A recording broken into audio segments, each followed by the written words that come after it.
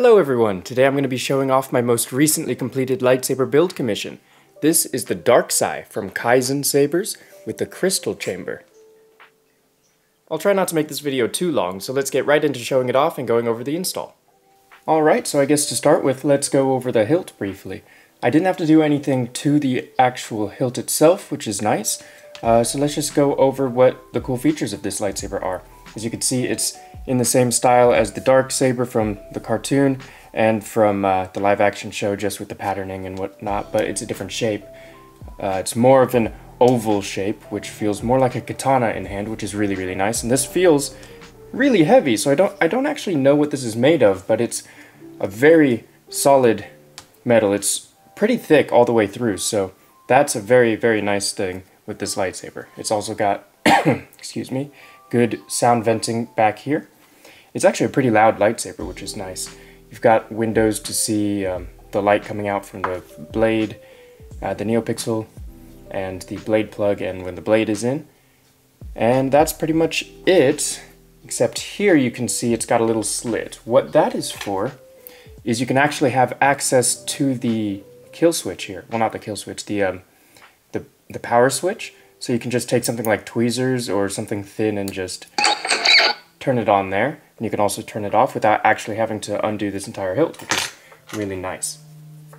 This lightsaber is a very, very cool install because I had to do quite a few things that I don't normally do. And this is a more unique chassis than what has become the standard these days. So let's open it up and have a look. And you can see it's got two brass tactile switches at the top, which are really nice. And when you open it up, they actually slide out because it's got a cool channel here that allows the buttons to slide through.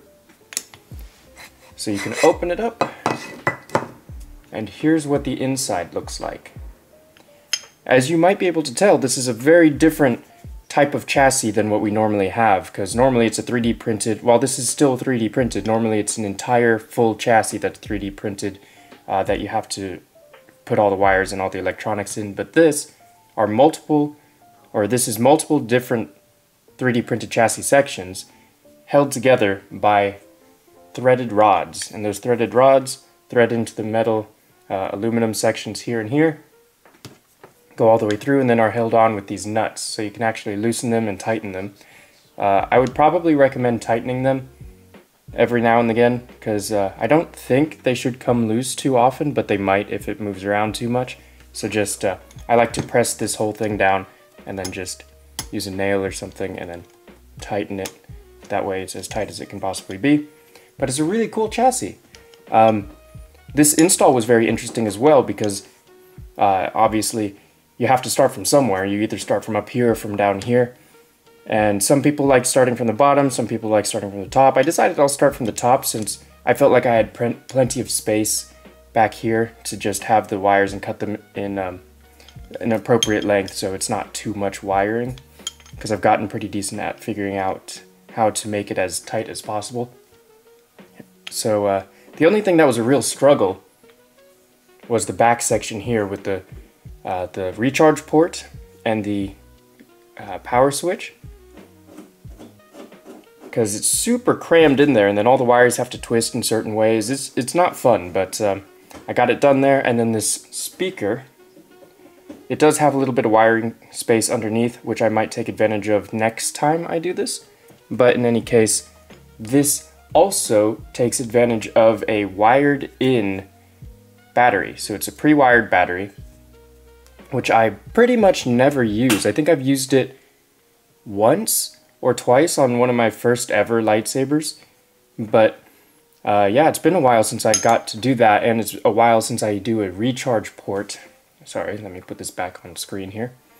So yeah, this has pretty much three brand new things I've not really done that often. One is a threaded in chassis, which I've never done, and two is the battery that's pre-wired, and then the recharge port. So it was pretty fun to get all that done. And let's take a closer look at the crystal chamber here. This one's pretty neat because if we turn off the power real quick, you can see that the crystal, it's a plastic crystal, it's I think colored in black, So it's like a black crystal when it's off, and then when you turn it on, you can see the shine through, and then you can see a little bit of the black coming through. This is only on white, but it also changes color. I do have 2 pixels set up in the crystal chamber since I saw that there were 2 separate holes that you could put a pixel on. I figured might as well put in 2 pixels, so I have a pixel here and a pixel here. They're wired together in sequence, I believe. It's been a while since I've had to verbalize all these things, but yes, it's wired in sequence, so it's 2 pixels on its own data line here. And in the config file, you'd be able to see that it's got 2 blades. One is the main blade, and the second one is the crystal chamber. And then that's how it's set up in the config file. Other than that, in order to make this really nice looking, I used all black wires. And I twisted them here so that they're not just strewn about. So now you've got twisted black wires that you don't really notice, especially because it's on the back side. And then the only colored wire is the red one that comes straight from the battery, because it was pre-wired to the battery, and I don't really have any experience redoing that on the actual battery, so I decided to leave it. But everything else is all black, which is really neat. And then this soundboard is glued in since there's no real shelf that holds it in place.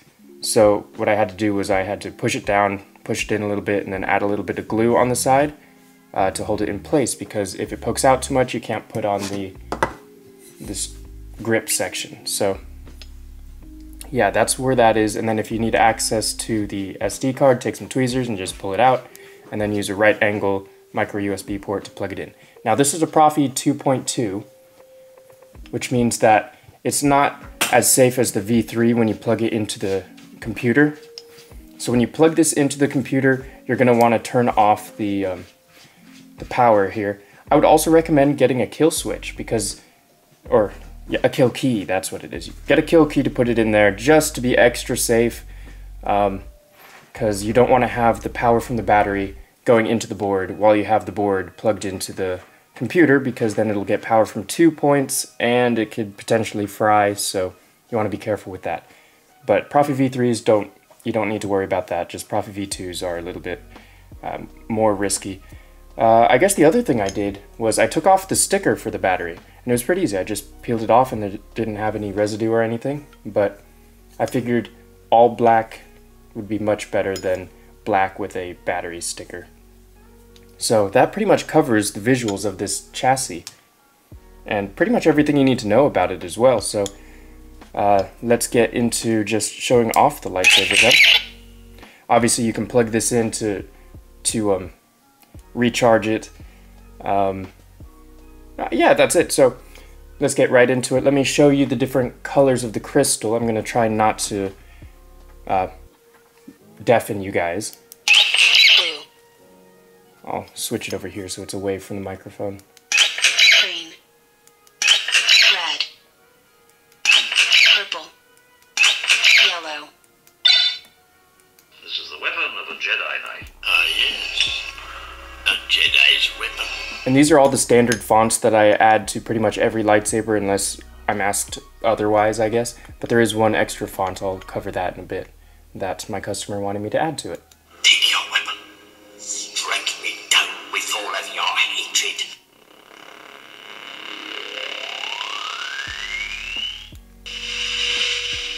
Apology accepted.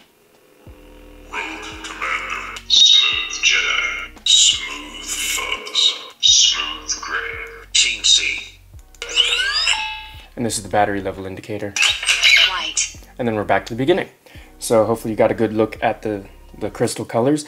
I think it was a good idea for me to add both the pixel at the top and the bottom, because it just adds some brightness to it.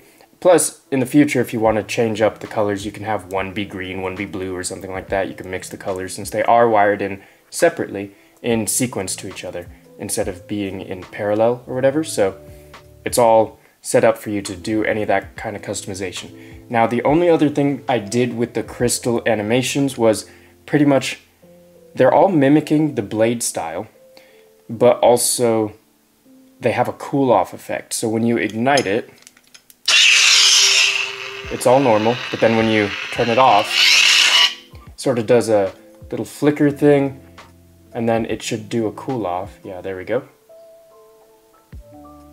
So it's cooling off from a different color temperature, but that happens with all of the blade profiles and blade styles and such.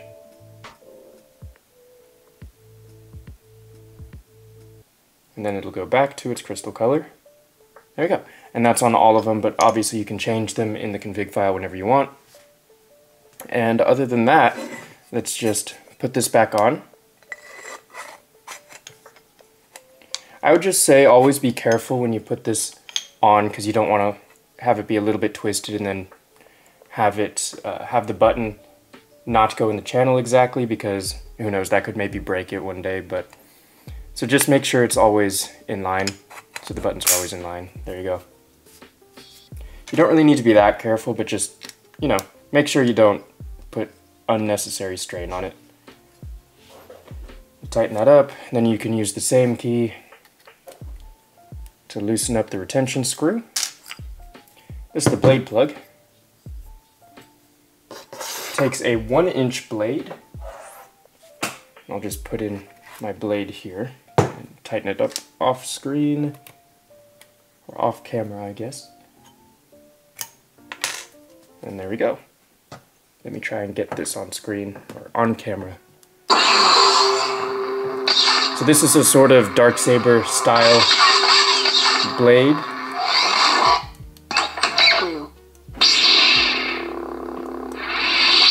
And I'm gonna move this over to this side actually, so I don't have it super loud with the microphone.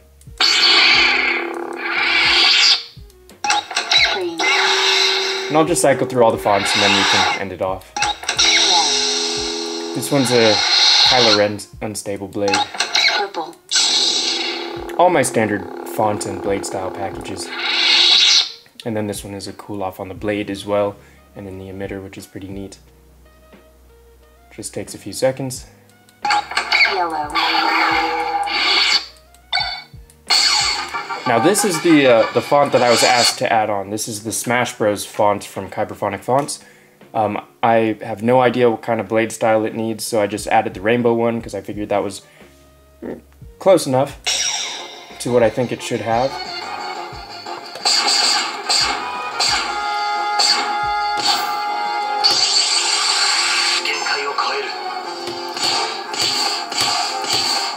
I'm doing the clashes, blasted blocks, and lockup effects. So that's pretty neat. Obviously you can change this whenever you want. This is the weapon of a Jedi Knight. And then everything else is just the normal stuff I have on. Ah, yes. A Jedi's weapon. Take your weapon. Strike me down before I die.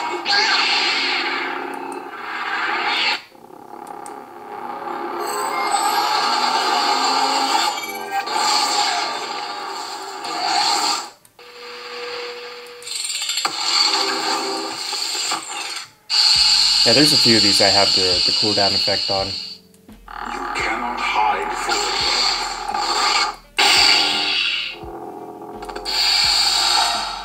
Smooth gray.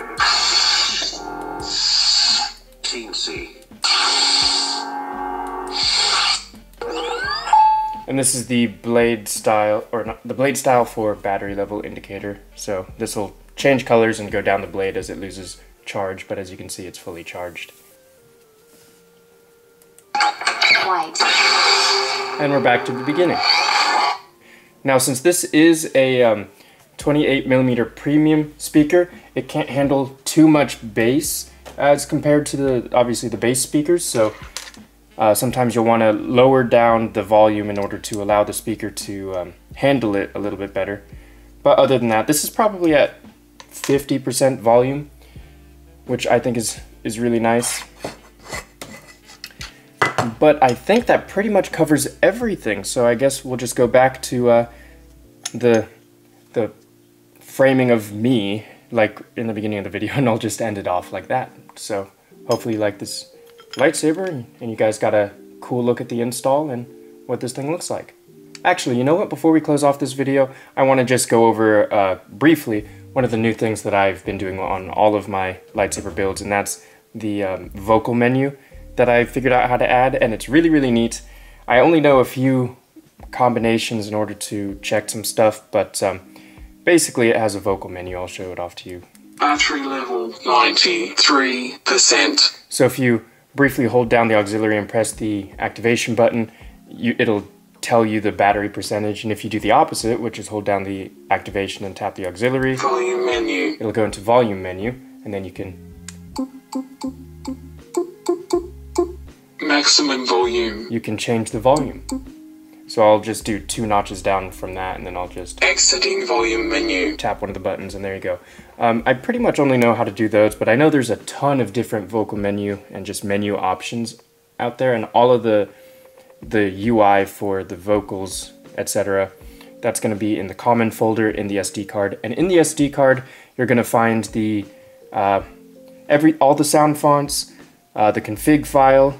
I'll have to check to make sure the config file is on here, and then it'll also have the Smash Bros. Kyberphonic font RTF file and the zip file folder for the font.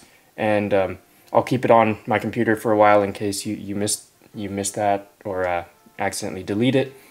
But I highly recommend, once you get this, to take everything in your SD card contents, copy it to your desktop or your computer somewhere, and just save it so that you can, have everything. So when you edit everything else, you'll have that as a backup. But in any case, that concludes everything you need to know about this lightsaber. So let's get back to the face cam so we can close this off. Alright, and we're back to close off the video. Thank you all so much for watching. I hope you enjoyed checking out this Kaizen Darksai and the install I did for it. And thank you, Jason, for trusting me with building this lightsaber for you. I know it took a little longer than it was supposed to, because the rods had to come in, and I also was working on a Ray master chassis alongside this.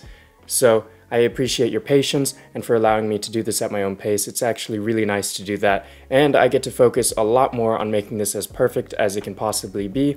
I think that's probably the best way to go about these commissions, is to be able to take my time on these and really focus on all the mini details, because I like making them really nice and having basically all the minor details worked out. So thank you so much for that, and I hope I get to make another one for you in the future. So I hope you like it, and thank you all so much for watching.